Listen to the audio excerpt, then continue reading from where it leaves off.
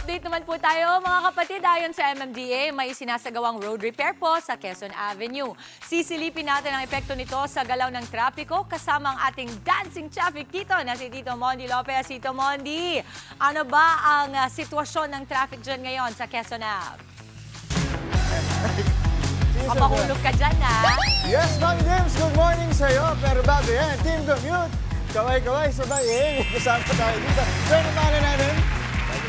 Bati mo kayo. Sino ba gusto yung ano? Sino yung pamilya? Shoutout ka sa Munyo sa mama at papa ko. Ay, mama at papa. Nasaan po sila? Yung papa ko papatay na yung... Ay, ba't natin? Si nanay? Nasa bahay lang po. Nasa bahay. Sampung bahay? Sa bahay Toro. Bahay to. Ay, sa QC. Okay po. Ay, nanay, nanonood kayo, sir. Yung kasama niyo, sir. Tara, sir, batik ka na rin, sir. Nandito ka na rin naman. Ayan, kita ba tayo? Anong pangalan natin, sir? Hindi po. Cardio. Sino ba gusto yung batiin? Wala po sa Wala naman. Pero okay, sir, yung book natin. Okay nga. O, sir, maraming salamat. Ingat sa pagpasok. Eto na, quick traffic update tayo. Eto, pihit. Ayan, kita nyo naman.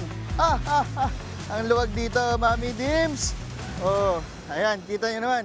So ngayon, maluwag ang daloy ng trapiko pa Quezon Ave at sa Pamaynila.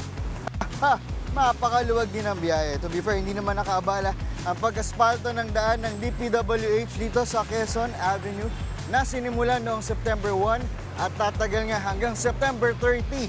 Apektadong lugar ng Quezon Ave is bound to Scout Santiago at Quezon Avenue mula Scout Borromeo naman hanggang Scout Albano.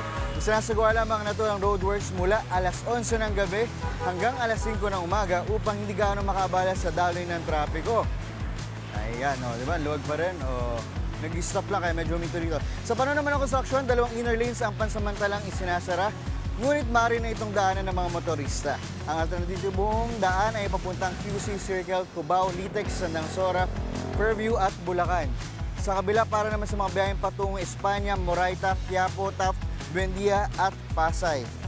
Kaya't pinapayo ng mga motorista na dumaan po sa mga alternatibong daan upang makaiwas sa abala. Ayan.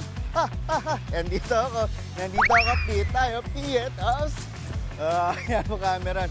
Yan muna kayo mga kapatid, ingat po tayo. At ito, announcement, ang daming basura. Baka naman po, ayusin natin ang basura dito. Yan muna ating morning biyahe. Back to studio. Nako, maraming salamat Tito Mondi Lopez. Happy Tuesday! Mga kapatid, Mondi Lopez po, manatiling updated sa lagay ng trapiko sa mga pinakaabalang kalsada sa Metro Manila. Mag-follow at subscribe na sa social media pages ng News 5.